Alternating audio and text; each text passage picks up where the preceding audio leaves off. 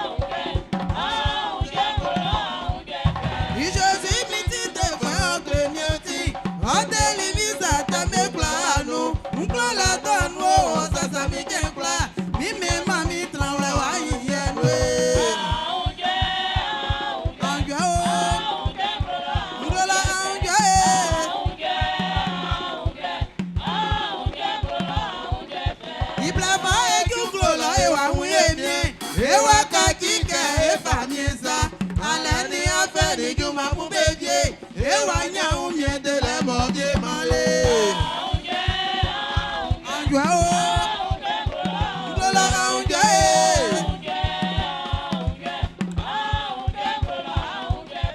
ibla ba e junglo la e wa wu e mie e wa ka ti ke e fa mie sa ale ni afa di juma mu bebie e wa nya u mie de le mo die male anjwa o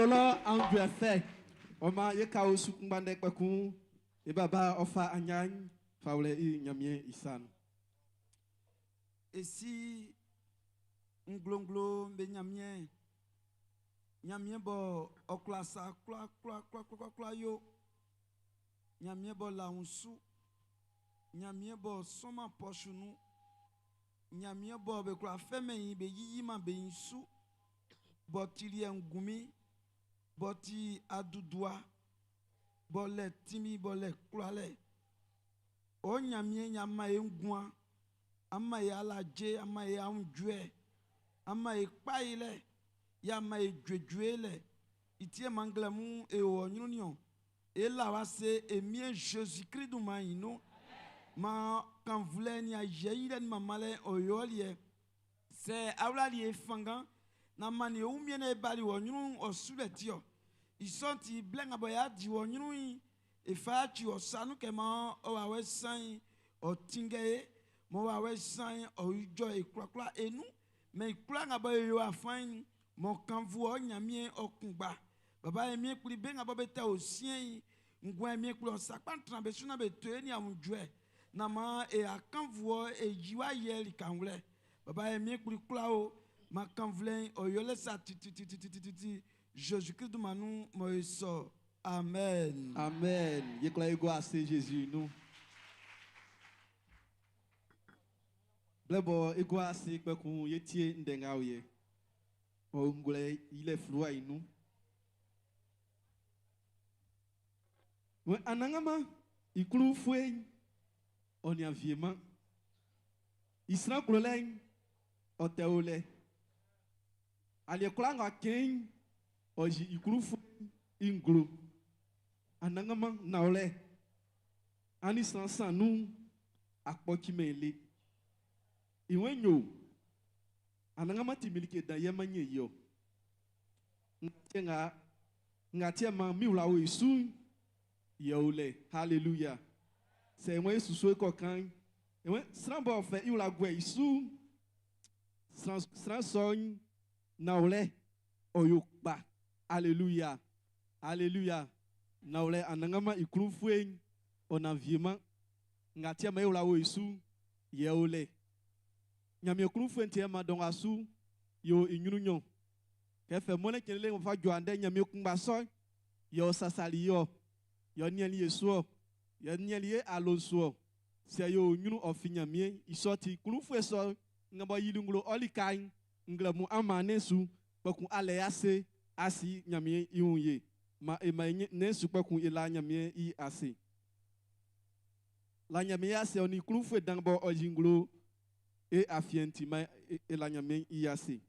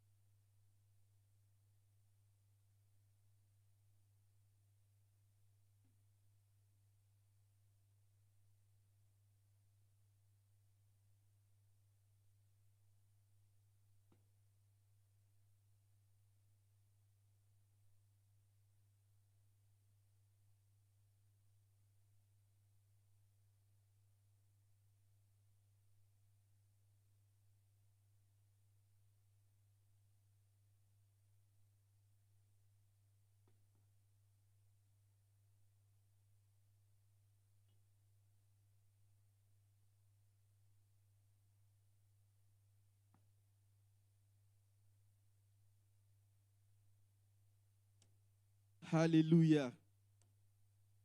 Dika klang about king anangama oji ikru ufuen oji nglo yelika bakun oji nglo asonunu oji nglo e afien isoti wasinya mi onyeku on ikru fe gabo oji nglo e asonunu oni nyamende ngabo blando class be clé ngale otikele kon ye nyamie ofama yo isranga bo ofa be fableli otikele ye nyamie famani asonunyo kay timbe no abo ndek bakun ye wala go ase isoti ye wala nyamie ase oni nyamende ngabo ye timbe le mokyo afienu oni pasteur ngabo be esumu mai la mi ase ye asonunti manes na sinya mi onyeku.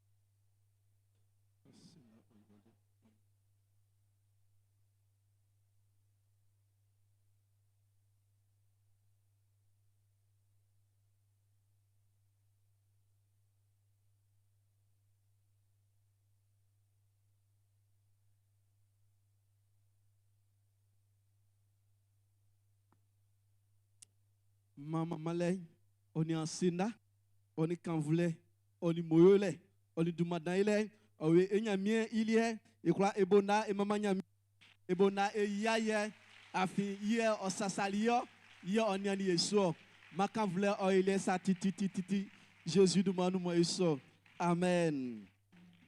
Nyamie vle nyo amunike kungle mu Jésus demande nous, manyamie isakpa oni amutran dans pas Jésus demande nous.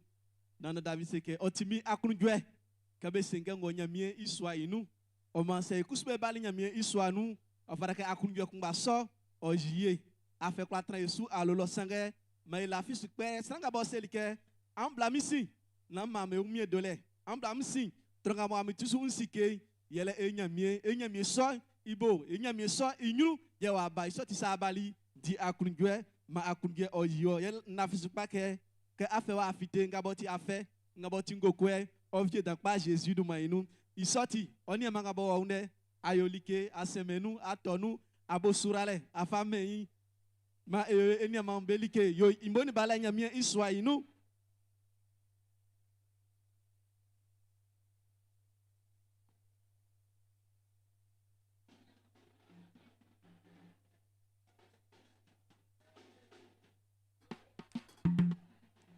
Alléluia. Oma eni amagabo besu esunya masu e obelike manyamie isurale oni metran loye kunta pa Jésus du mainu ngabo asamie betie baklabama manyamie oyabe asamie no bekola ngabo be titu pa kefwe motia esoti mama baklabama ye yunwan esrenya meke manyamie mejojwe esra mkeka ngamo amuolo ma amu akunda tran anjanga bo ye iwansu sura nga nyamie ofa me mamwa kanga amuolo nyamie surale otramusulo vietna ba Jésus du mainu isoti ma etie ndenga oye iwe amto yesile gwe be mama anangama ambo juru be bo fle nyamie unzio bo mlan nyamie bo langulo plai su ye omle yo unzio nga bo oton ye osiesie ye ma oto gire bo be fi okabesu ye ma igire sombe fu. Hallelujah.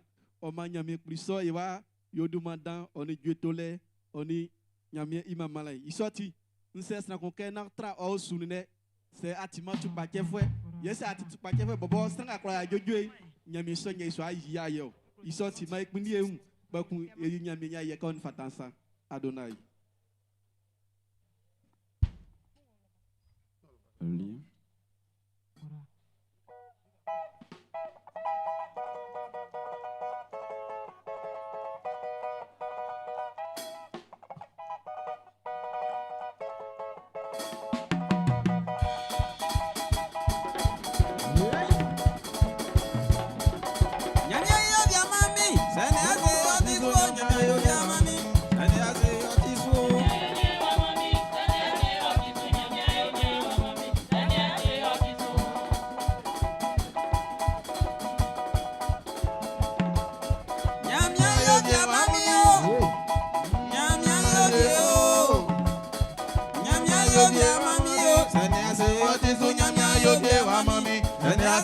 otisu.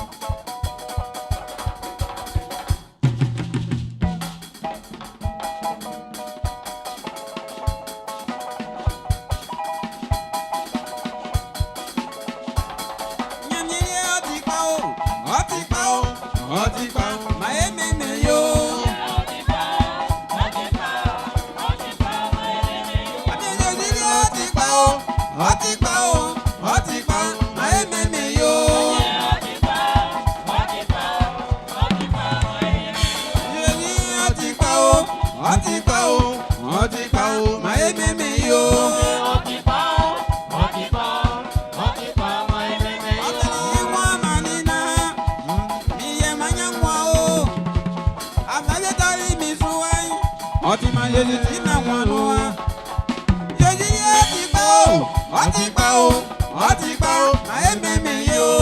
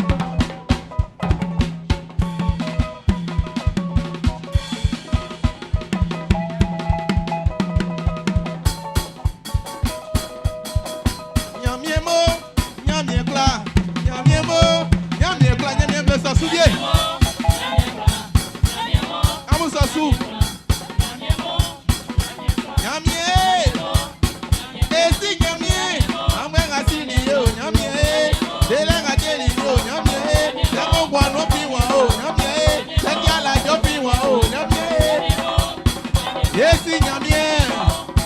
Nana nyamie. Esi nyamie. Ote me o gbanu nyamie. Ote me jala jo nyamie. E o mo no fi wa o nyamie. E jala jo fi wa o nyamie.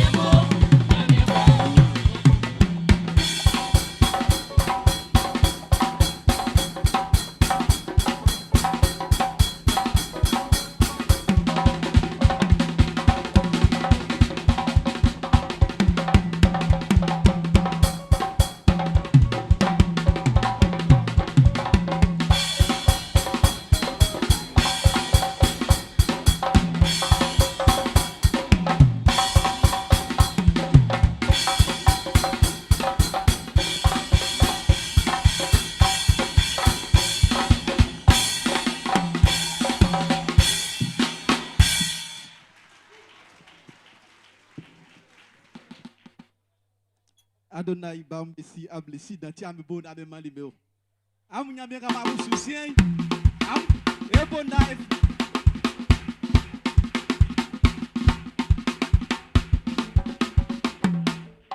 ye kwa trama se boade mama nyami.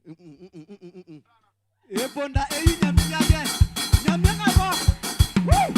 Oni moele pata. Oni kabla pata. Oni ajele pata.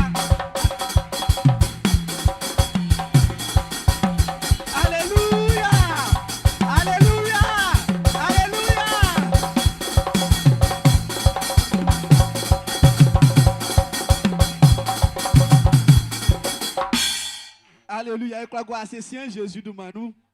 Enyamie otidan, enyamie otra famille mu, président ayumbe, enyamie, je crois famille Suzume, o manse un président na jaso ebona, na enyamie ngabo yili mo ma ngwan, mo e kwa de ngwan, ye transe, yebona kinga sa emeyo. Makan vle o enyamie li tititi, Jésus de Manou mo eso. Amen. O man don asu blenga wajuye, ye kuneke yesi. Enyamie ngabo ande ye timiwa lude kikli. Abali Abidjan, abali Xavier Noyawa, baku mone watowa, asuzuke ani ya so na se asa osin wa sa asin, awo ya afien, isro pake ajaso. Anze kusuma tiri nyamende, oni ma Yesu lo sulele, ana akli suke, anele nko na fami gwan ko fama nyamie, awo ya afien, isro pake ajaso ma nyamie vlein, osi osien, awo feble. Ema mini babanga ajaso liebo na eso menu Jésus du maïnou.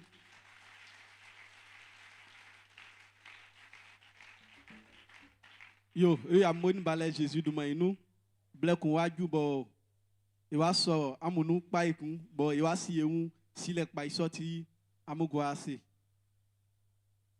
Sien blen waju ye, e fle ini amabo, nyami okuli suke ande, yo ma ili mo kyenu jasin, ke ba e bona e mama nyami oni ingwan.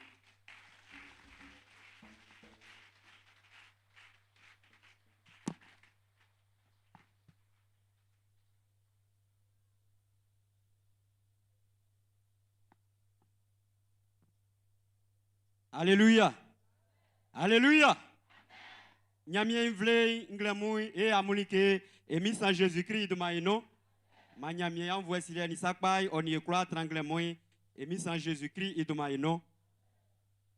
Nglemui yeba me fali ndolo me faule lié sanu que mai blana ya fasi nyamie invle ino. Et sorti mai croit et akundai oblasua. Ye boibo.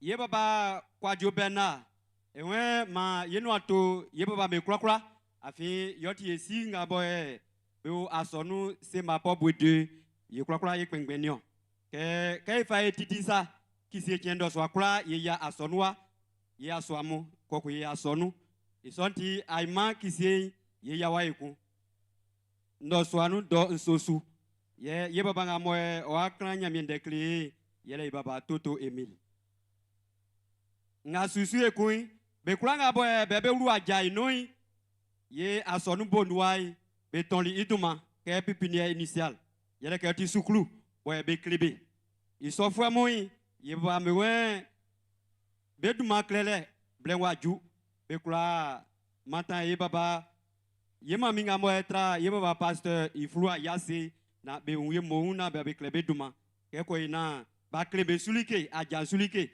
na banya sra so bebo nambe ajain wa kan vunyamienti. Ye baba pasteur aucun liwa ekuke otisuke aimasi mlachen ofrake yawana isre nyamie ngabo ewen ye bobo ndo ngremu do mo twesu lele mo ye faju ndo swa do mo twesu ye isi wen ma enu ato nyamie mflinke isoja jalelie osuyama swa aimasi ma besulicien ye jasinga mo esusui yali ase krake ma enianya masulo afi oti flua boy ye babai okleli boy so flualie oson ebo yele ke fluanga okleli Moïse Nemi eni Esdrat be afanga boy be fatingeli nyamien imvle anze wafanga boy be fa siesieli boy be sreli nyamien anze be yili kele be kanvuli nyamien iso flualie ye baba me yinglole ma ekula enia isontima se asonu vie ye jura ngwalo na iko fa iflua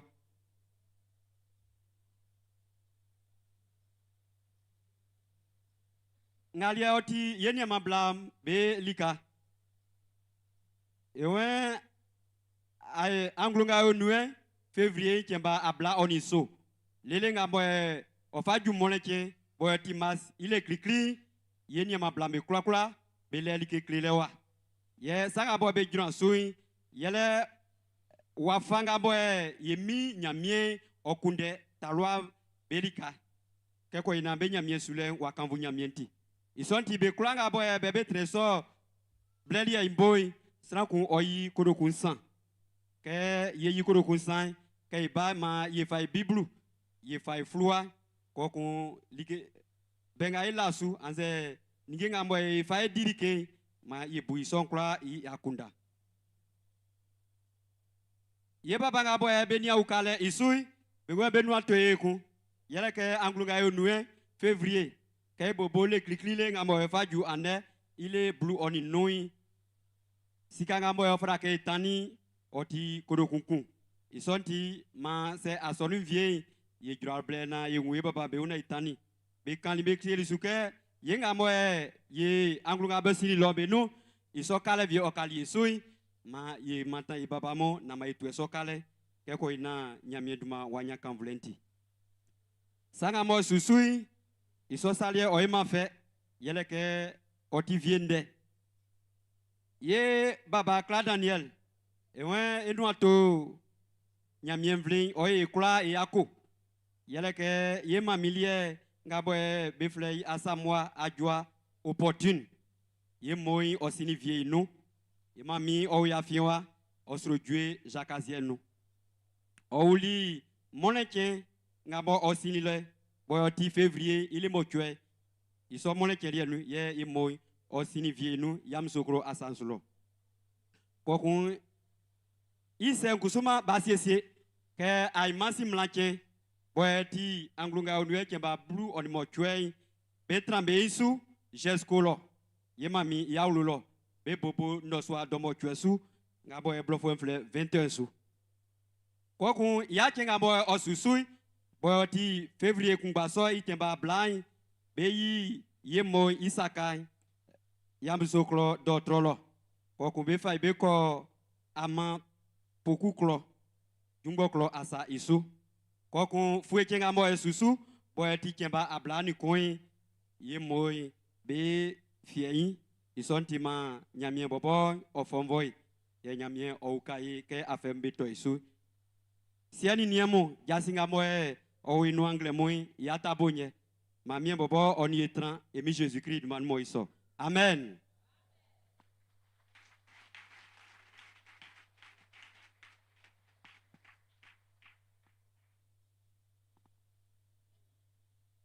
Alléluia.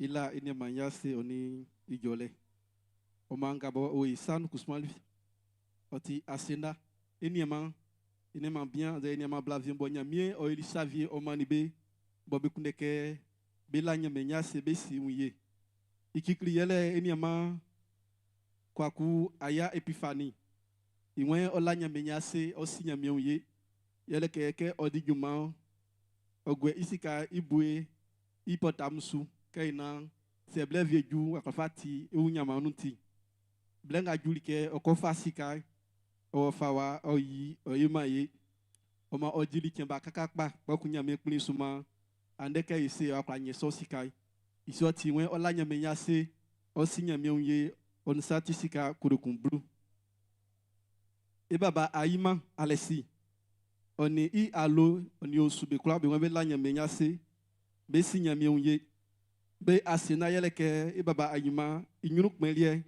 nke authority kwache kokun inyusu bluli o maka isu bluli odi kemba nnu ba kunyame ma ikemba nu supakun ye bien wa jasoli isoti be la nyame nyase be sinyame onye on me satisika kurukun blue eni ama bien anza isilie ndriyawo Samson ikusme won la nyame nyase yele ke nyame wa fima nye anden ka bo ye joye on ma e afiekun iya sena yele ke blembo o iloto nubo o suba nke be juli polesu loto ngabo dumo anyunu bala suma ifleke biloto waka ande biloto loto unke loto so ifren wa fili biansa ba kun loto su besi ikusma loto le aussi nyami ma ko kun okla toli blo sange nyami oyidi like fiwa e me isoti ola nyami ase o si nyami onye ni satisika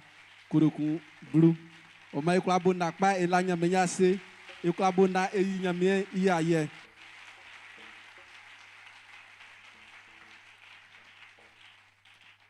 yo ikusuma yo nkanya mi oyeli savie of amanie itie makai fagium frua o se ke enwe fualenga mfua ke nyoli ke vie manya mien mfa asena sraka ye mfa ye inua alleluia oma ekusuma yo afa ya asena sraka ifaba yo ayi nyamie ya ye yo afa ba ifa emanya mien iso tingabo srako asuzuni ke afa manya mien glamu nsrok bake afa bakun ajasunglu bakun alla nyamie ase on gabo nyamie ofa mani wobo asfa be inyuru eja sukpe kungabo yesu ke se fa manya mi otikpan trana kwa kun lanya menyasi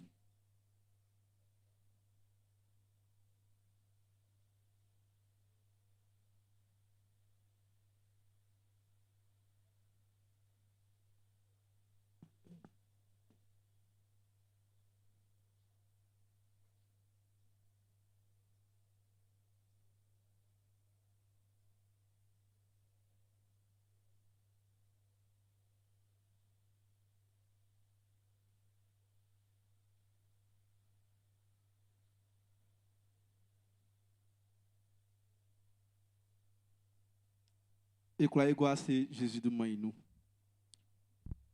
Oma gbogbo eni ma blambele nu leye igwa e chele munyo. Bok ngabo ti vitre mbo jiji an sebo leye eni ma bien medin yo leye ti blusu begwa wlo. Isoti ese service dot kebe ukai na iblana ya yi chele ifama enyamie.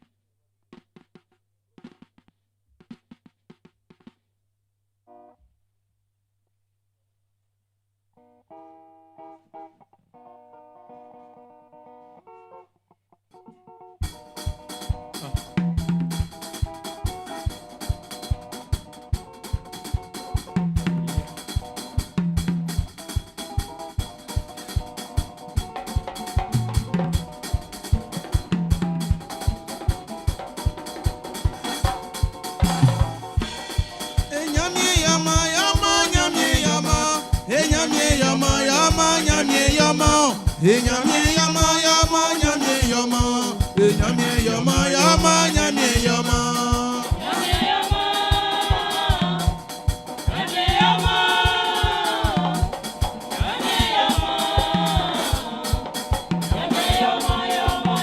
yama mwenga yenyi sai na nyamie yama enyamie yama yama nyamie yama enyamie yama yama nyamie yama enyamie yama yama nyamie yama nyamie yama nyamie yama nyamie yama nyamie yama yama nyamie yama nyamie yama yama nyamie yama enyamie Nyamie yoma yoma nyamie yoma. Nyamie yoma yoma nyamie yoma.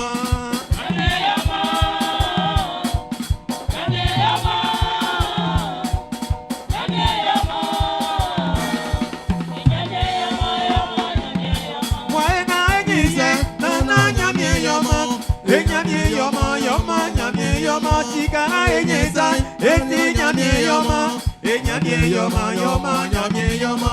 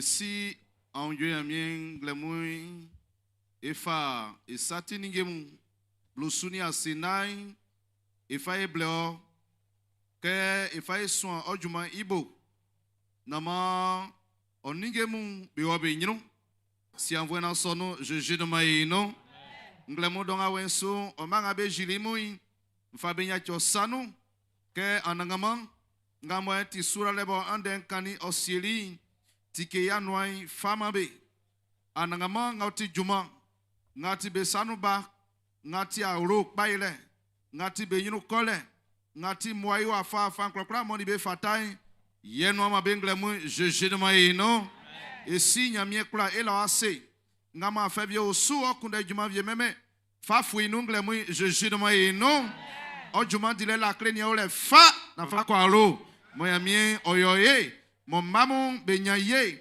mon awro inu jofon likenga ni ofata nyamie fa mam sura lenga ni ofata nyamie fa mam aelike mon fite moi eso aelike mon fite moi eso aelike mon fite moi eso waboloy mabe toalike juma lo mabe ta sasu mon maman be di juma mon maman roi jano ma jojuele entran rola Et bien, je de moi et non. Amen.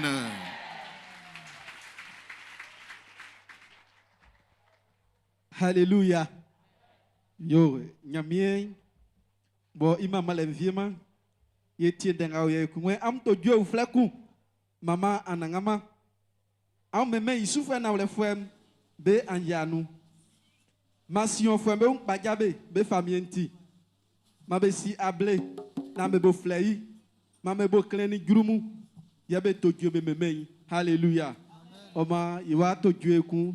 Yi nyamenya ye. Ikiklim se wa akwa ja akpa inyosu nyoye. Ble waju ke aji onyamie ngabo okloliwo aji ngloke aklo ivie oni imamale soro nyamie. Alléluia. Amen. Nyamie vlei ma nyamie a ungwesa oni amutran famille Jésus tu mainu. Amen. Anangama ikrufwe oni aviema. Anangama ikrufwe oni aviema isrankrole teole. Lika klana oje oyikrufwe inglo. Alie klana oje oyikrufwe inglo. Naure anangama anisra sanu apogimele.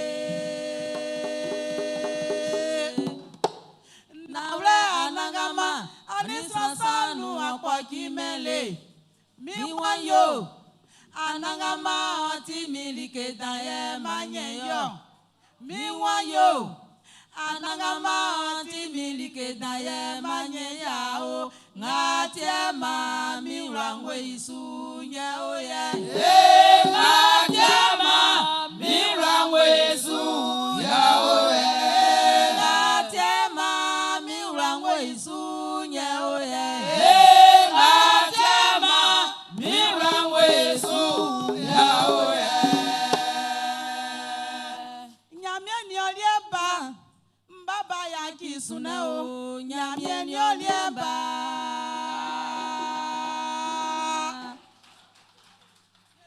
Nyamye oliemba o, mami na ya kisune o. Nyamye oliemba, mami ya kisune o. Nyamye oliemba, ya kisune o. Nyamye oliemba, papa ya kisune o. Nyamye oliemba, ya kisune o. Nyamye oliemba.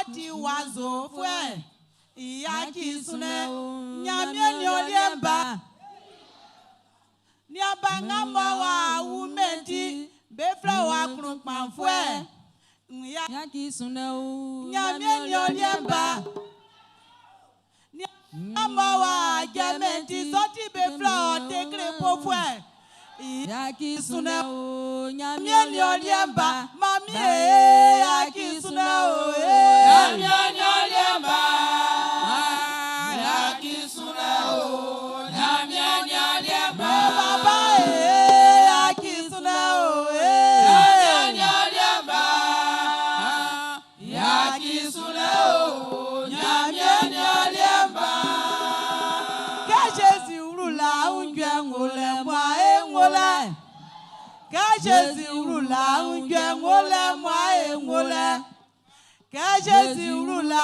ungwe ngole moi ngole que Jésus roula ungwe ngole moi ngole Nsra Jésus que ya ki rumiaro miaro la ungwe no mala o Nsra Jésus que ya ki rumiaro miaro la no mala o Jésus roula ungwe ngole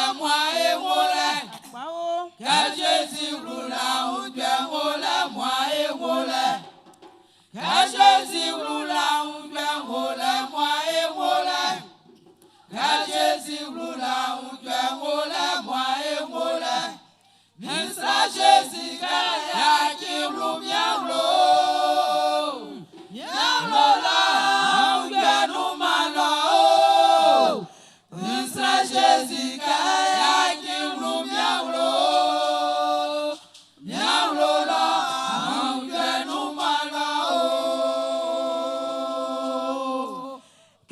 Jésus roule là où gueule moi et roule. Que Jésus roule là où gueule moi et roule. Que Jésus roule là où gueule moi et roule. Et moi Jésus roule là où gueule moi et roule. Israël Jésus qui roule miaoulo. Miaoulo la mariage nous malo. Israël Jésus qui roule miaoulo. Miaoulo la beouma balo. Que Jésus roule là où gueule moi et roule. Que Jésus roule là où gueule moi et roule. Que Jésus roule là où gueule moi et roule. Que Jésus roule là où gueule moi et roule. Israël Jésus qui roule miaoulo. Miaoulo là où gueule nous malo. Israël Jésus qui roule miaoulo. Miaoulo là où gueule nous malo. Anangamaera mameso. Moïse nyamia roma meso. Roma meso. Mimia e roma meso.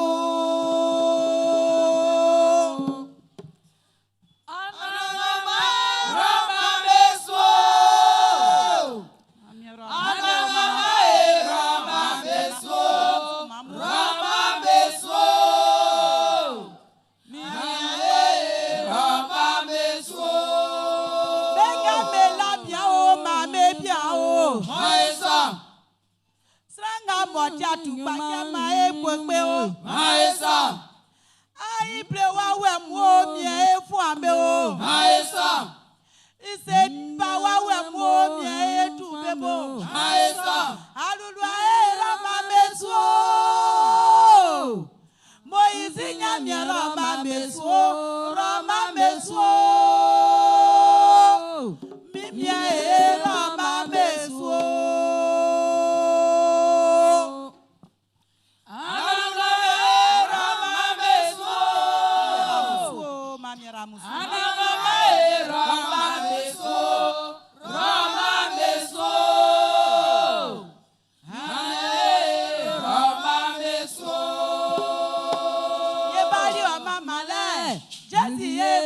Mama lao majube gra balio mama le Jésus e balio mama le majube gra balio mama le Jésus e balio mama le majube gra balio mama le Jésus e balio mama le majube gra balio mama le Jésus e balio mama le majube gra balio mama le Jésus e balio mama le majube gra Jésus est balio mama le majube gra mama le Yahweh balio mama le majube gra balio mama le Jésus est balio mama le majube gra Yahweh balio mama le majube gra balio mama le Jésus est balio mama le majube gra balio mama le Jésus est balio mama le majube gra balio mama le Jésus est balio mama le majube gra Yeshua mama nyamie Yeshua mama nyamie wa Yeshua mama nyamie Yeshua mama nyamie wa Yeshua mama nyamie Yebalio Yeshua mama nyamie wa Yeshua mama nyamie Yeshua mama nyamie wa Yeshua mama nyamie Yenya papa Yeshua mama nyamie Yeshua mama nyamie Yeshua mama nyamie wa Yeshua mama nyamie Yeni kwali Yeshua mama nyamie Yeshua mama nyamie Yeshua mama nyamie wa Yeshua mama nyamie Yeni promamu Yeshua mama nyamie Yeshua mama nyamie Yeshua mama nyamie wa Yeshua mama nyamie Yeni be Yeshua mama nyamie wa Yeshua mama nyamie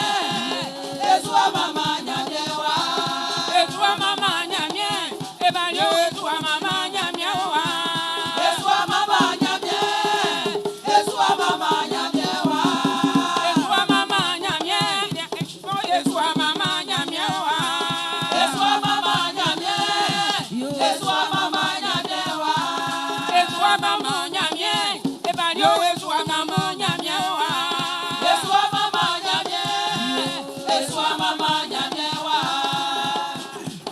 Anangama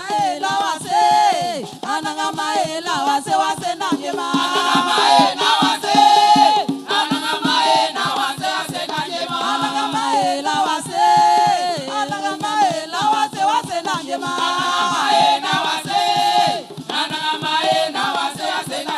Anangama ela wase na jema. Anangama ela wase na jema.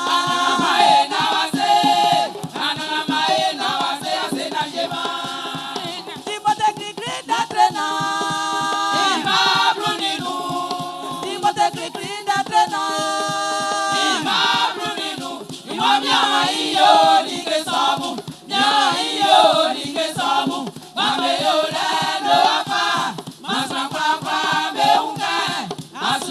da trena.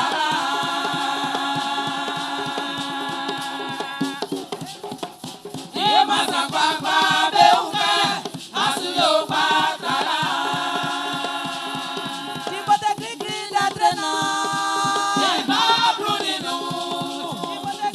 da trena.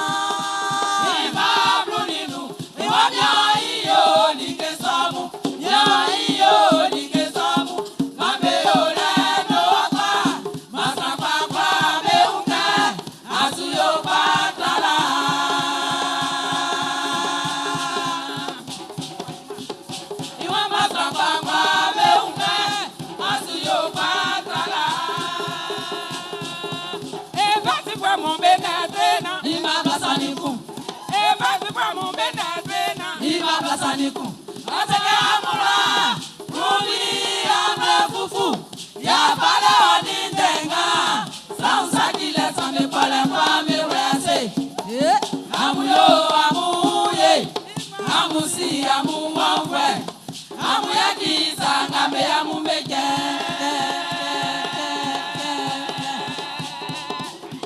Amuyo, Amuye, Amusi, Amu Wamwe.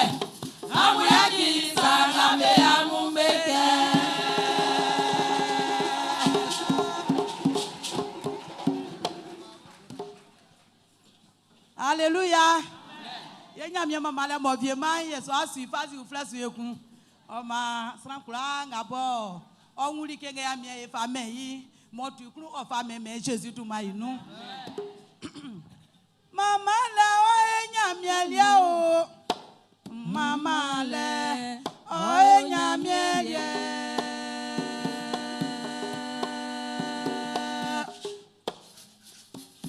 Mama le o yenya mi elia o. Mama le o yenya mi elia. Keri kan ko kengre munyo. Ako me ma be mama nya mi.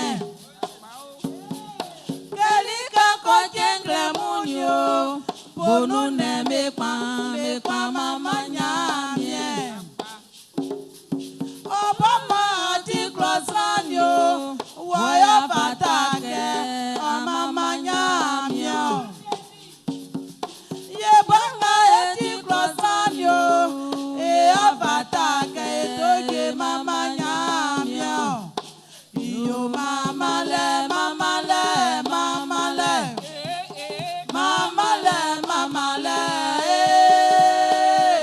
mama le, mama le, oh, mama le, oh, nyamie, mama le, mama le, mama le, mama le, mama le, mama le, mama le, oh, mama le, oh, nyamie. Mama le, mama le, mama le, mama le, mama le, mama le, mama le, oh, mama le, oh, nyamie, mama le, mama le, mama le, mama le, mama le, mama le, mama le, oh.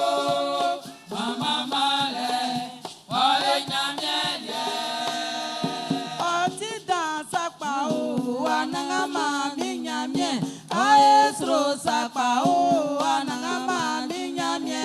Adida Sakpao, Anangama Tinyamye. Maestro Sakpao, Anangama Tinyamye. Nyamye se Pamayo, Anangama Ninyamye.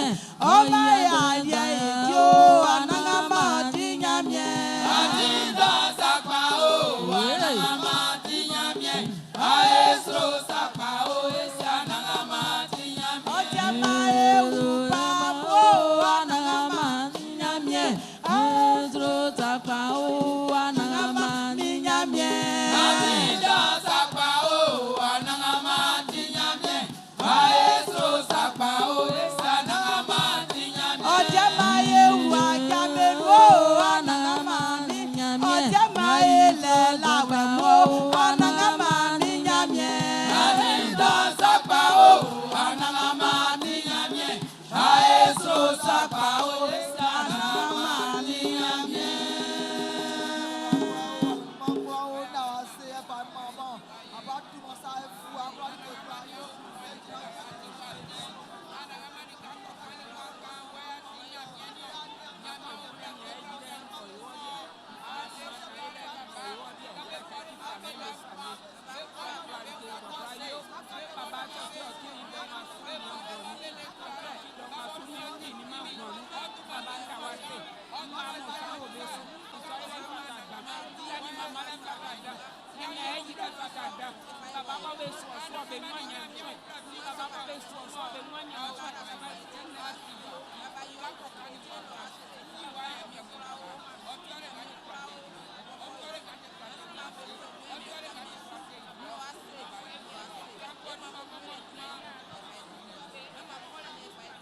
Et si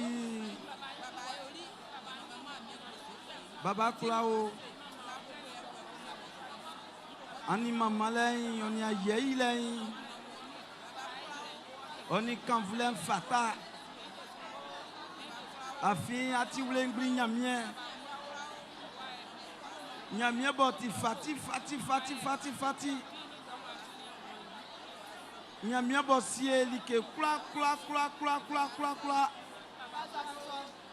Boti like kla bemi boyo sro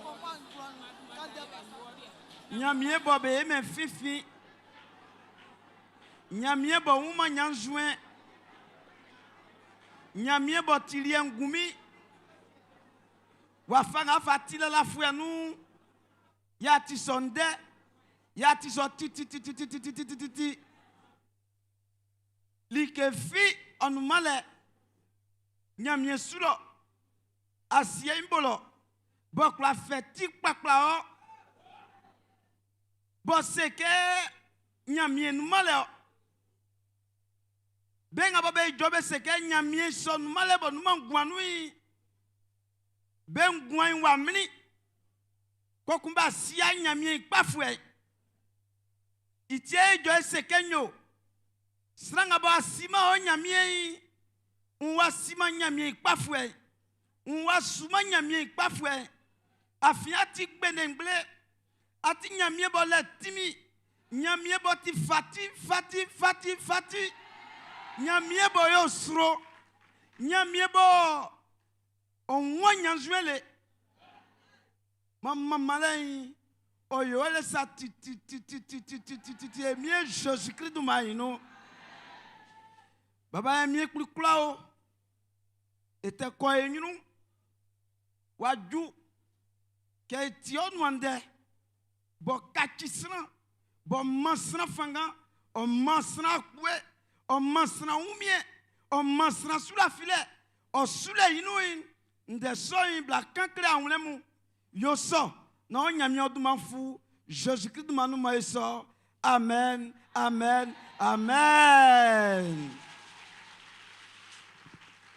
Baba nama egwase mie Jésus Christ du maïnou.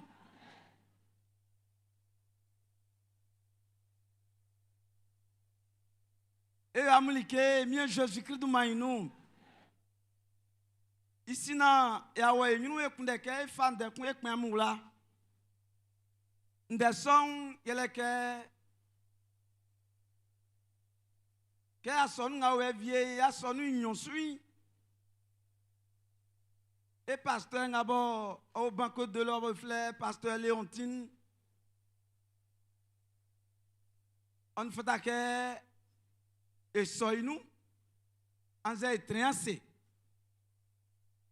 i tient yelende donc ouais on l'a fanga que ça son vieille na muwo mais quoi e kawa na ma e sonu e ya sa so inu na se sandi e asandi e la fiamusu ya esike am kawa se kusu na ho kwaro na akona na ko kacha na wa ban mi ai okun yo nende na ma e kwa e tremble sonu Jésus Christ do mainom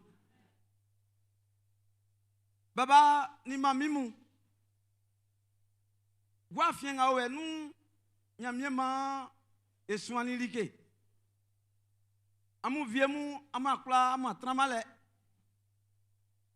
ekwakla esinu vile kwa ka fentio vile kusu atima baba ni mamimu koku nyamie o meumble menwanti ya sanga bo ewuni ma eboy pole e fay mamu ngaba ikunde ke eniamu echenu likaunle yele ke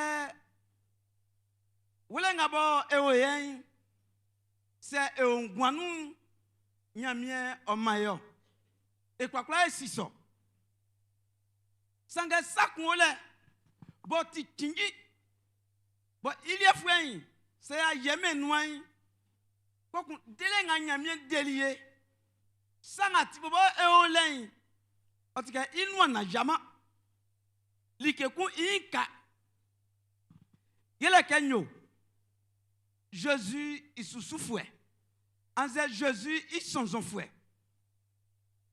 donc ndenga ya tinyele ke ma ekati Jésus il son fouet anze mayo Jésus il son fouet anze mayo Jésus il souffouait baba ni namu nyamie ifanga nu macheku ewali jasimboa San Pedro asansu igwa seke San Pedro blofe klombobo klodambobo koku bien ku ofaye lotonu fako katie kunu na iko boja sino bien ke wuni mi koku wa baflekan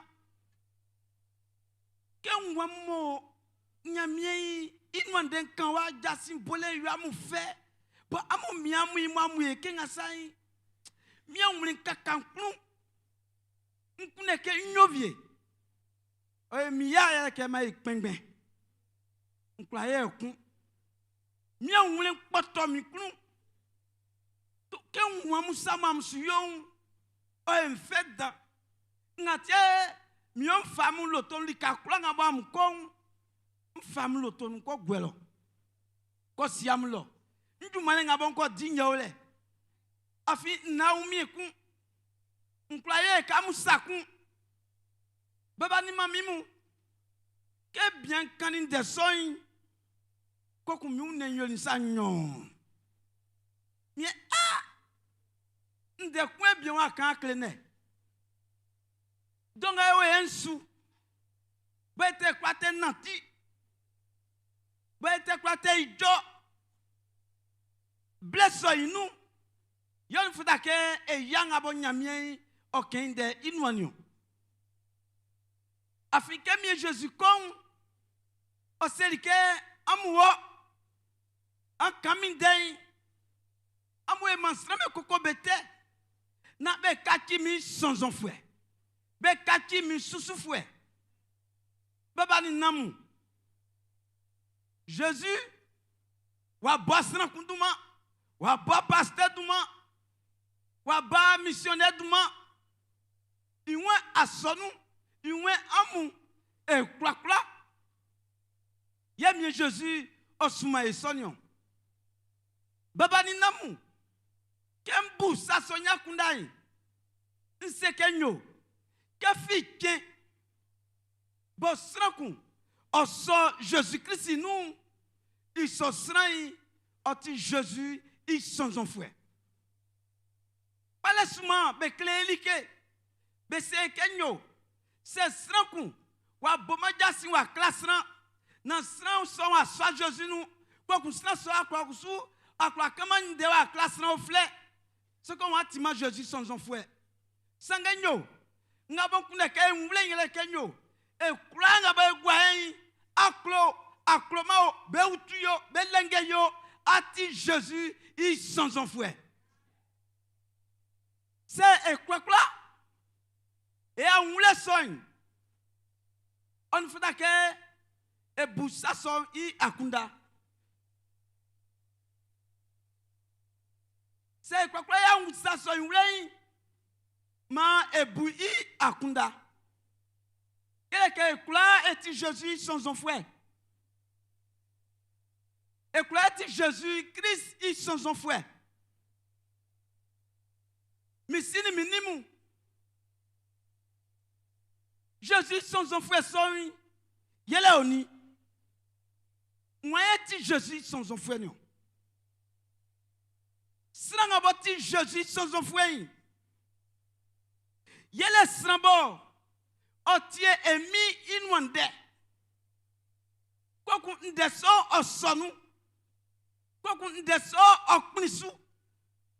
Koku ndeso okneke fati juma. Isosnai yeti Jésus ils sans enfouet. Kabe seke Jésus sans enfouet. Strason au soin liké. Otilike soin fouet. Anze oti sukruba.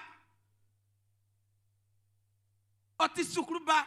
Au soin liké sera bon. Donc Jésus sans enfouet. Au soin liké imi iou. Et quoi emi yele mien Jésus. Donc à son nous et Jésus il sukruba.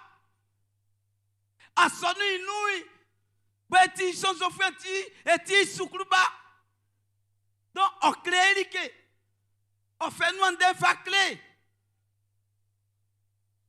c'est et on s'assoit oulei oyoma sanga mo fta ke yenouan sakpa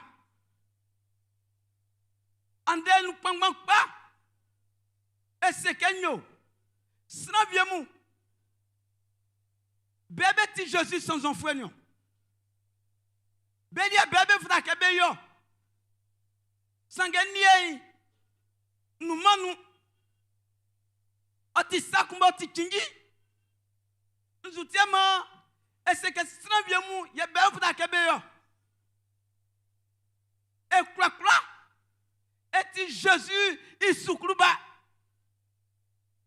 Ye ke soukruba son otilin de son, bon de son joklu, bon oefei, de son soukru basoy, on fera que fan de son sié, y'a que fa sié, on fa mansran au flé, on fa ou kasran au flé.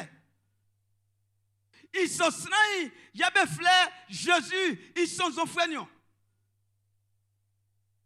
Donc, mais on voulait que nous, que fin de, et clane et ti mien Jésus, ils sont en fouet, et ti mien Jésus, ils souklouba, et soin like, mien Jésus, ils bon.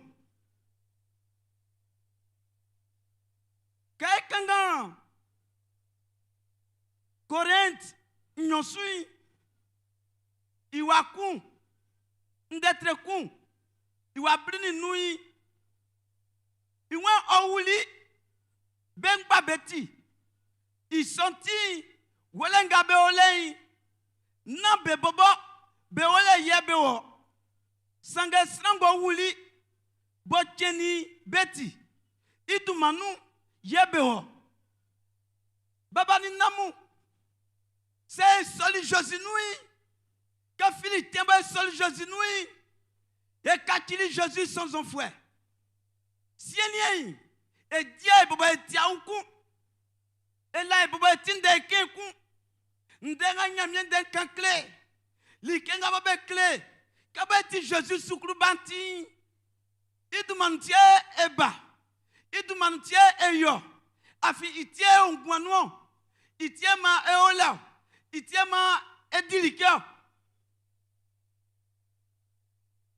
Mais nous soutiens andei. Et nous pangpan. Et nauma sasoyulenyo. Yesaya un sasoyulen. Baba ni namu. Kebe c'est que Jésus son enfant. Ngweyo. Ngwe sabiemu yon fudake ojabenwa. Jésus sans enfant, Jésus sous souffrant. Otisra kumbo oswanike. Oklorike swanle imi ijaun anza iwu. E klang e gwayen. C'est un encloma anza encloma like swanle emi iwu otike klekenyo. E wayenyu nyamye soulenu. Pas souvent. Asie souai. Be klase kanyo. Wa falie ka dua benanti sei. Likenga esiyo fwai. Yaole. Inga be klei. Iswedio. Sange Jésus sozo fwai. On yama sei sou. Sange sira sweswo. Sanga bo susu yele mwa. Yele mien Jésus. Donc Jésus soit soi. Donc liking a clémi. On vous a qu'un tiers. Nous disons. Afi otitingi. Quelqu'un Mathieu d'être nous. Iwa non. Mien Jésus. Ken y a kotombe hoi. Blevie djou, be osran kpangban be fien. Jésus clérique, que ble kundui, quoi que Jésus n'y a kotomoui, Jésus transé, quoi que kotombe bobe siye, quoi que kotomou, be siye besou, ndenga Jésus quand, wafanga fa siye samu, wafanga fa ningemu, a kotombe niasu, be niasu, ye be niasu. Quoi qu'on me unique, Jésus soy, otili ngumi. Yeti, miebo oklerikenyo. Osranga ba klomake, aswanike, omiwu, orike klefwewu.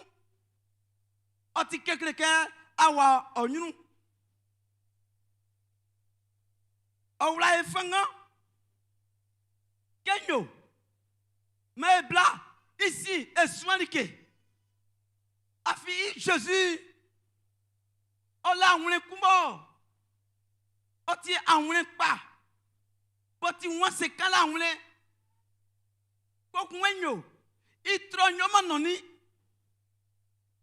baba ni namu okankle Mathieu d'être brûlé kuwa blauning glanso.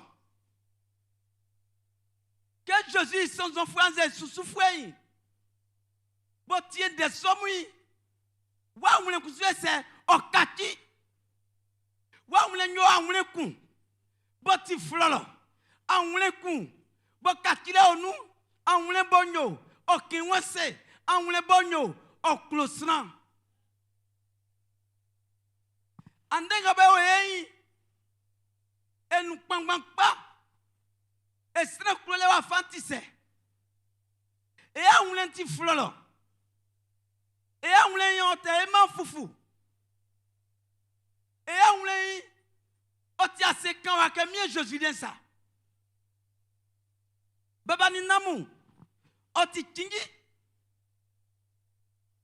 ke ma un sa so me wule. Se be un be wule yi oyo ma e kwa ko yinu. Akotomu blenga Jésus yatremu. Sa se surenga ba yo bemu. A kotombe uninu. Betielin de somu. Jésus ngulele. Ke isu ou kai. Be un sasoy ule. kokumbe kusu be disa somesu Jésus-Christ ici là iwa fanga boyo mo konyui ikwakwa soi akotomu be diri kwakwa su ande nu pangma e ngulele nyi kenya mi de fakle sa e ko e nyunu nyamye sulenu manyamye ukae nama e un sa sombeule Jésus sans enfoué sanga boyo ekui yele kenyo ndenga botili ndeso odisu ofafasie i awnenu koku onati wa fanga ba mie Jésus oklelisu Jésus wania amusisa Samuel amuye pai amukwa munyunu nyamye jumanu amunati wa fankenga sa yesen deso akotoma faba siemai iyo sena bobanga ewe ya kulanya ndesomu Seigneur eblele nga yosu Yesu yemye Jésus bali sembwato kwasna kwangma sunyemeti beblele suba soma sangenyo mesilike akpaswa viemole sran viemole bobe flebe Jésus sans enfoué yande e kwakwa soni sange enu kwangwa pa ngabo Jésus kleliye e na kwa na diasu baba ni namu iwenyo likenga nyoli amunia swamu yo nzuelio Jésus kuneke me umwai onyeti nyamye gagalanu isunzulanu likenga tia samye dan yeleke me umwai ofitenu ande me umwai ofitenu baba ni namu mais si esu na etie ame onyama mesu ame unla menu nyo 2025 nga mvle viemenu ason fwe viemu babe tralibe be ulalibe biswa amukune ke soin odwe mvle nu isole nye kunde se isole nye kunde maetrale Tchekuke oui, wafouenu. Que coronavirus bali. Mwokla bowe kelikyo. E kwa ya tremalo. Ya kama ya ulomenu.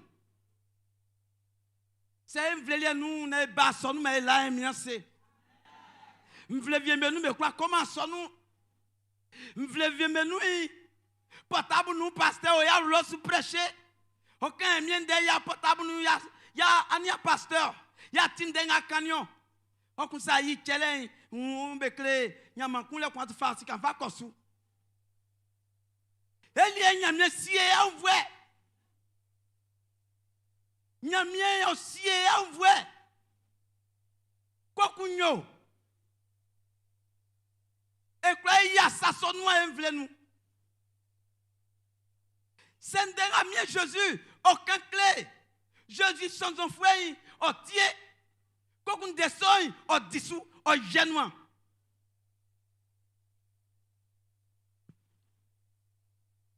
Baba ni namu, au felim gouin, au famani, au factori eti, koko ena ya sangabo, au kuneke e genuanti. Sangaba susue kui. Jésus sans enfoué. Sangabati Jésus sans enfoué osu imi. Osu imi. Likenga imi seke oyo. Ye oyo. Likenga Jésus yo. Ye eyonde. C'est du nyamye suloi. Baba ni namu. na me sekenyo ebe gwaye nyamye di ejole benga nyamye wati bejole yele benga bonyo be na soma Jésus nous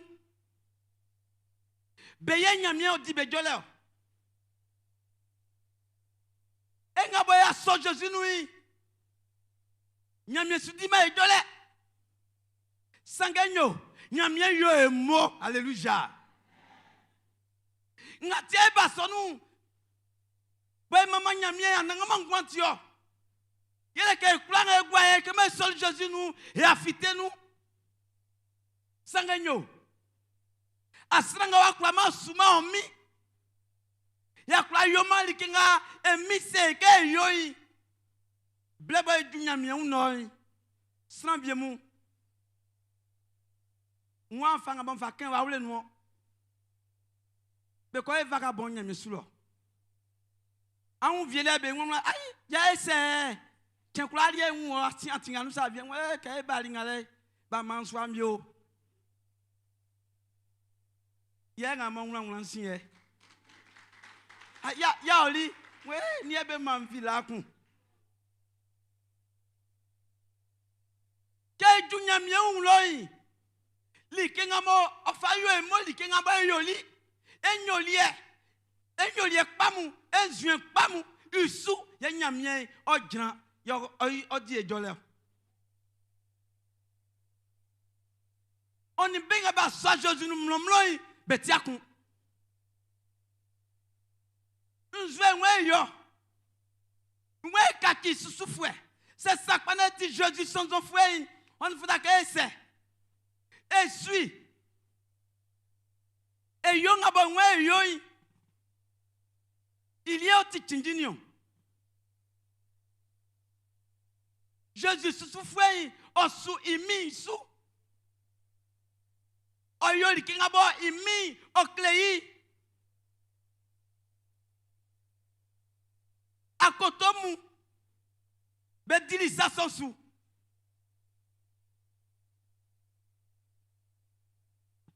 c'est stranga we mais fasra yakun et si okani wake anglo kunui mona chekun oti mona chekumbo oti tidele chen c'est sra ya bo anglo kunui srakun okan Jésus déclare srakun na miani ya ina srakun ba so anglo mo kunu na sra sombali esra yakun wa enye wa yanyo e li kenga ba yo bemu inu anze suwe nyamye gina enwa odumani ti sra kaka bali mi sin mo kula o villa ansan o villa nyon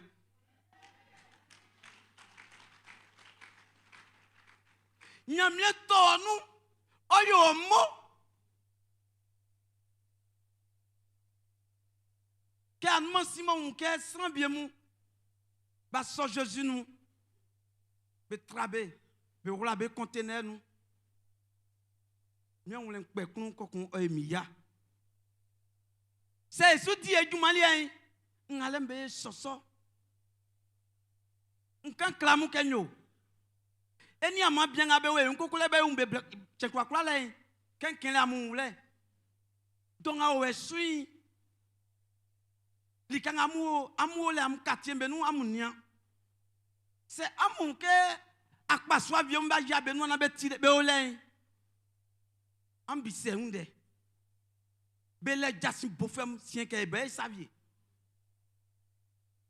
eni ama wa le fen ambe ole mu be saki betinu ebe banga bo betie ma minga bo be wa beti agba am yachi e agba fem be danika be souffler am yesien nzutio yele ke bobo we nkokole mo nyamie se ke Jésus wania am bobo Jérusalem ici na mo olika ofle e bobo e unle e na kwa na kama benga be mata ole eni amanga be ole e singa be ole sans vie bon na wuke nuale ke baba fa uma nyamiele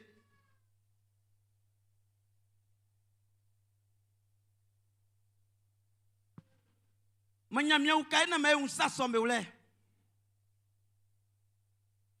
Jésus-Christ dit son enfant okloimi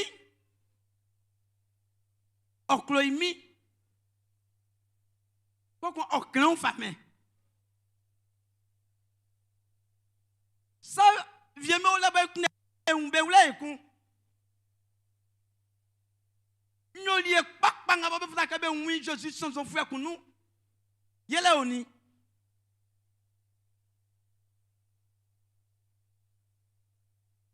nyoli e pakpa soyin point le kenyo on fera que okloyi ni ma Christ fuemu c'est ekloyi ekloyi viengui oyo ma enyam benga bobe o menlo afi e wa fanga e fa eti oyo ma benga bobe ba ma so nu vie be kombi osoy mais ekloyi yima les sons il pas inglo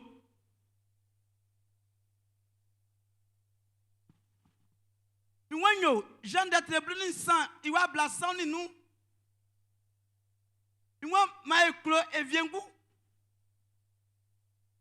ma eklo e un baba ni namu wa fanse ye iklo lenglo c'est strange quand il y a un dernier yo yayi ndesoi e kwa soma nu na ya c'est strange son kenya agela nga tulei o ti agela kumbo o ti yesu baba ni namu c'est ewo ajanu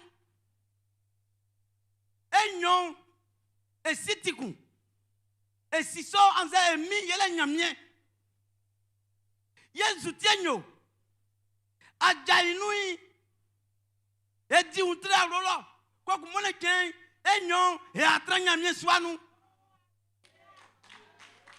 nzutia tiso ekuna keke klam kenyo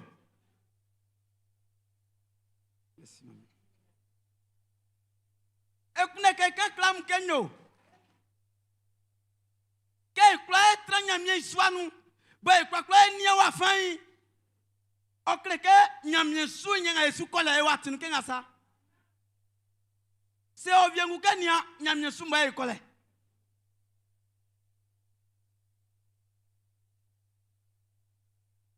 nse mi ukenyo ande sa janu awro viemenu wa sanga o kreke e na yo Jésus ils sont enfouis au cléqué et na katia Jésus lié. C'est Jésus lié. Ken demba e afien. E nyo bisa un ken demo fini fanga mo ba e afien wa. Monsieur, wa elio. Monsieur kusuma madame wo. Cheche. Enyon on flake bisa yunka ndemo fini fa juliwa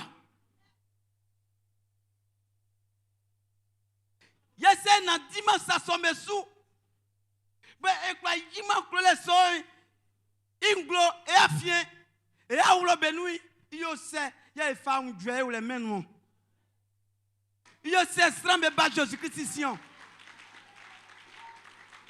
be kwa bama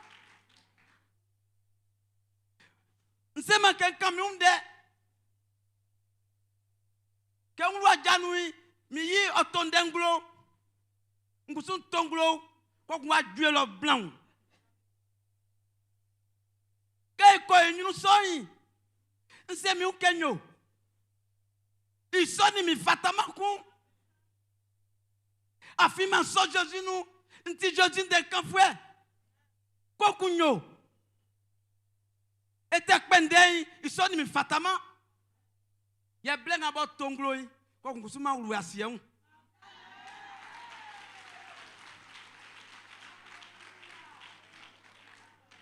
c'est que nga kelebe kanso tiens flei kenken asa oh sokpe blue nkusu ken sokpe blue kwa kun ya gwa le tiens kun ai wakati ni kekere fe kwa temien c'est ma le so es kwa tia e won ye yes kwa suma nyamia ndua nu c'est le domai gwa su doma Sranga bo so Jésus nui oyi sak pakpa somu nyoli pakpa somu benglo haulonu Je dis son frère ici yo soi ye kwai mai gwasujo menjo ye sramu ye be ba Jésus Christ ici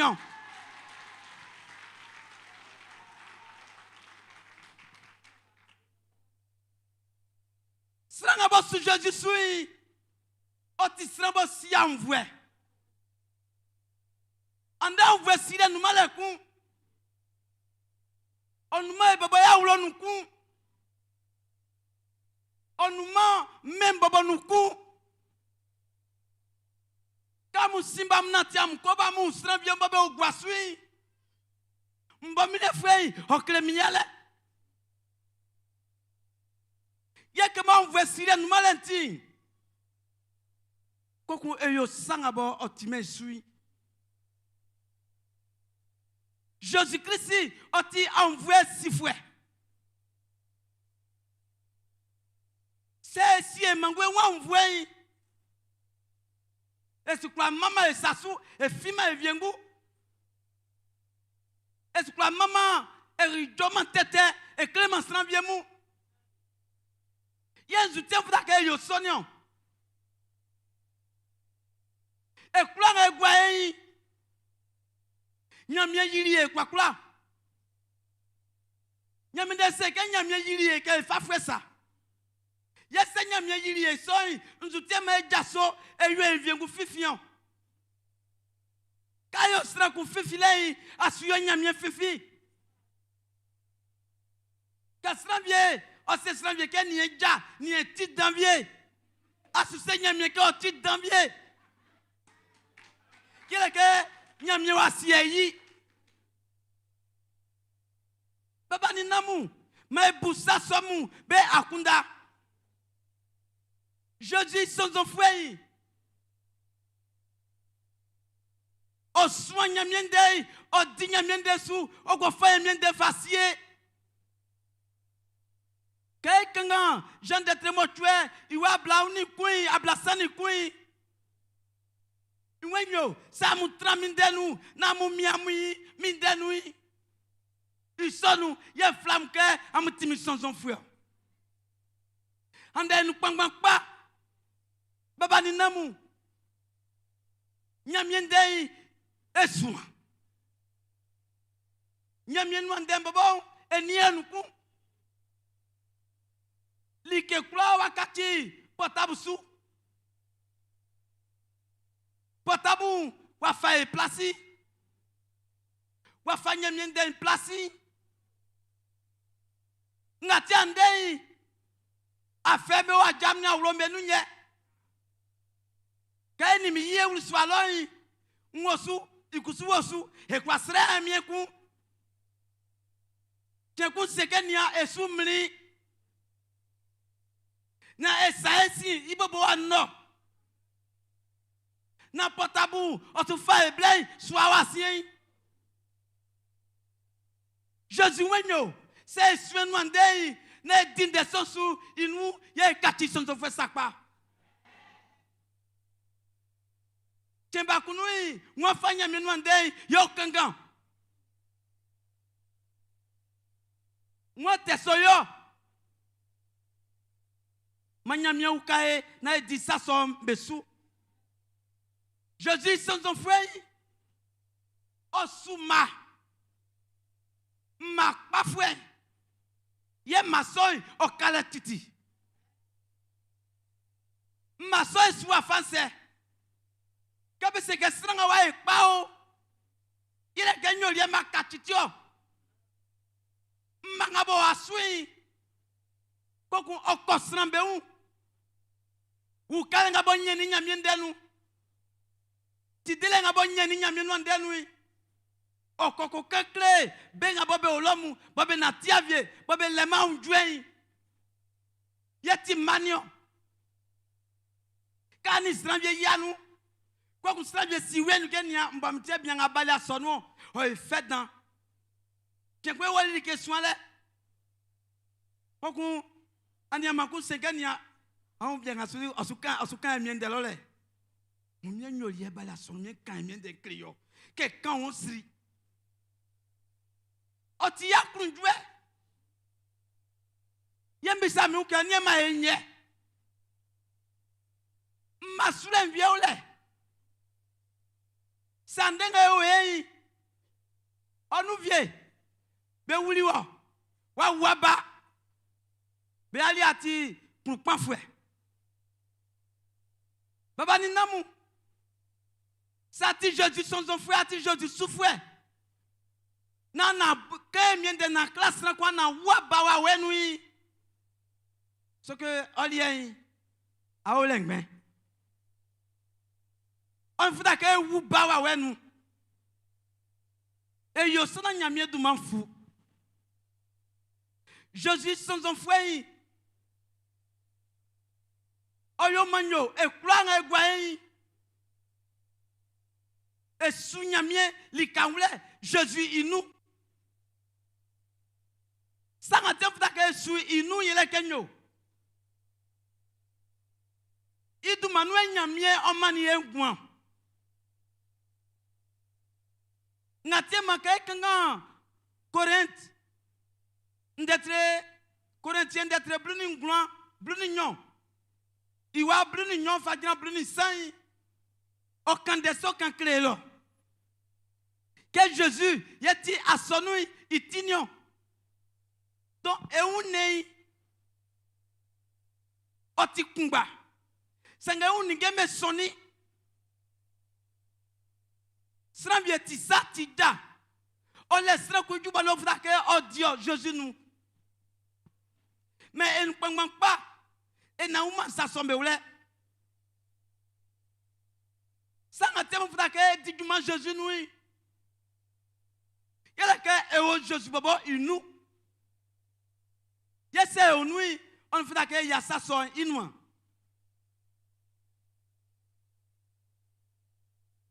Baba ni mamimu. Manya menwandei. O traya umlenu. Mansanga ba fibe su bobole hei. Ma e kwakwa e unsa sombe ule. Na ma e kwa e sonu. Na e kaki Jésus sans offre sakpa. E kwa e sakpangban. Ça va être pingbe blenui. Sans vieux meule. Bobeti snaka kla. Pingbe kwa bonja okwa kan emien de klebe. Ils senti. Et qu'on a quelqu'un clam kenyo. Li ke kwen we pe ba pobre de wa. Am kla nga ba mutili ndenga. Po am wlen kaka muklu. Que amuru akpaswa son vie. Bla ou miou. Bla. C'est que akpaswa nga mwa akpe ba pobre do an kune ken tranou vie. Oti akpaswa kumbo. Be kati Jésus son frère. Ils sont ti manyamie ramsu. Manyamie yamu saye. Manyamie me kwa kati son frère Jésus-Christ du maïno. Ma oyoma e u Dieu sa forme. Jésus du manou ma eso. Amen.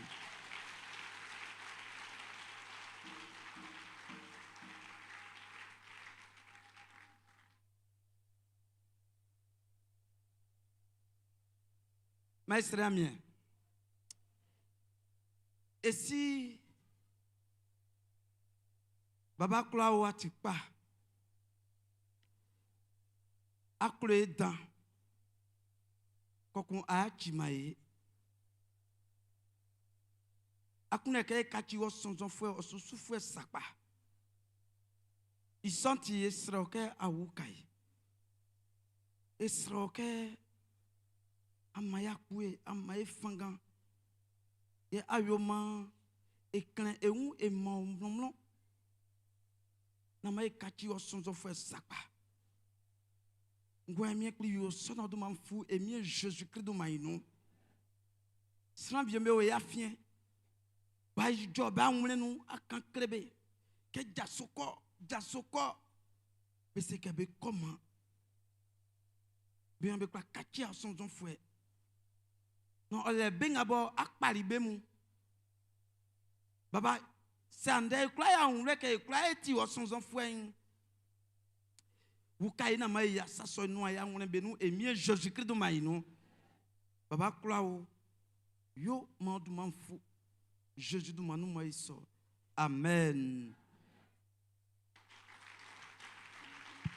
Tiens,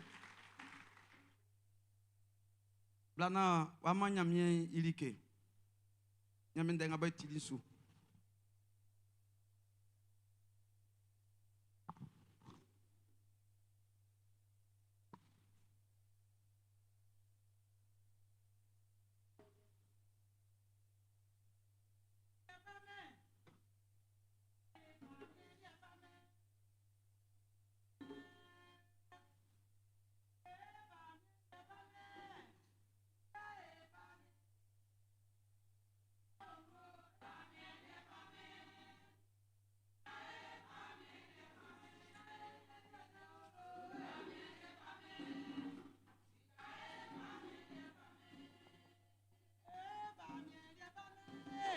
Sika e famille de famille. E famille de famille. Sika e famille de famille. Sika e nyamia de odo. Iwa sika e nyamia de odo. Nyamia de odo.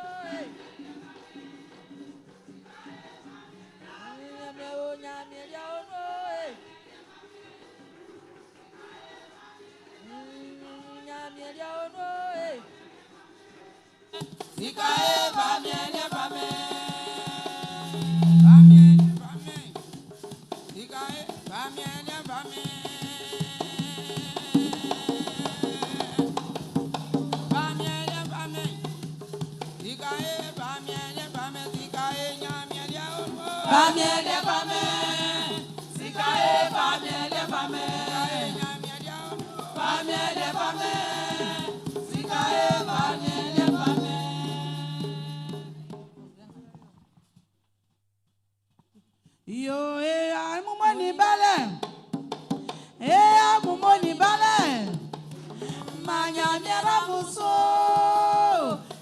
amumoni bale amumoni bale manya miera muso amumoni bale ya so ya ofem benu kay efle ya ofem mo be ba ma e so benu onin dabole e so a aussi awu mat inu oti aso du fue obali e osuniale ma e so nu awu matole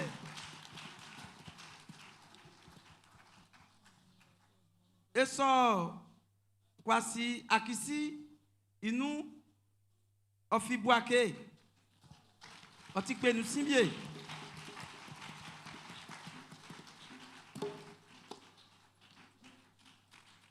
akisi ok mais son pas ni dabole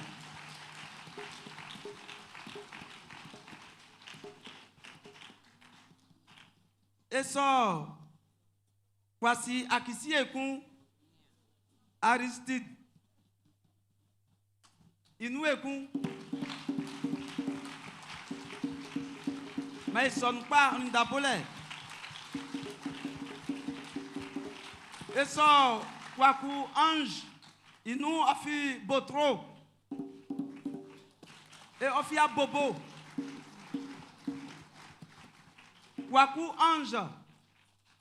Mais son nous et son pas. Et son Yao Ndri Elodie. Mais son nous et qu'on a fait Atingue. Mais son pas. Et ma mine balai. Et son Madame Kwame Antoinette. Ofi Tafire.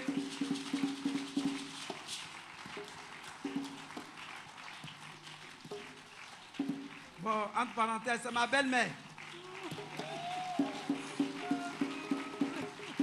Yo, amumoni balai. Amumoni balai. Manya miera muso. Amumoni balai.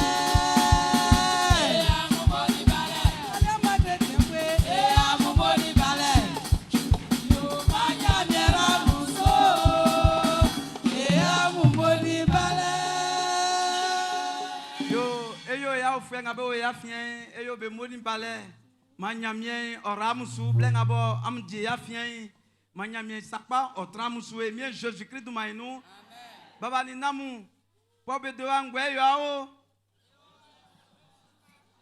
nyamien wa wen Yesu plein ya sonunion manyamien oramusu e mien Jésus Christ du mainu ils sont timé dasso.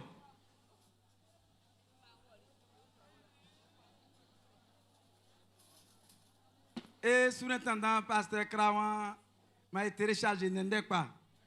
Et na vie est téléchargé donc t'es créé allez. Mais quoi et moyen. Nyamien sang awa soa nyamien ngaboti nyamien pafouin. Bo closran bo yeyesran bo sisran i on envoyer bo desran bo mangouan bo tiensran gouan. C'est tout paquet. Et bah aussi, ayo, kokon et tué, c'est la beau et à kundan sangam, que bah aussi, bah ti on wandé, kokon la bois c'est sa forme. Baba, ma quand voulez, oyolie et mieux Jésus-Christ de maïnon, on gagne mieux pli, et ti on wandé mandé son traduit, et à on voulait benou, mon kaki, au boé mon au fleur, ma kaki oli et klonglo, ne kaki au sous souffle pas. Mais kaki Christ fouet pas Christ fouet bon au cloquet au quand on wandé au clé viengu yo so notre man fou et mien Jésus-Christ de maïno ngwanya mien pli ya au fouet ngababe ya fien moi on doit sans trembesou moi ça pas trembesou blen ngababe diwa bobe koy ngwa mien pli moi on doit sans trembesou na be sabesi ni on doit Jésus-Christ de manou moi so amen.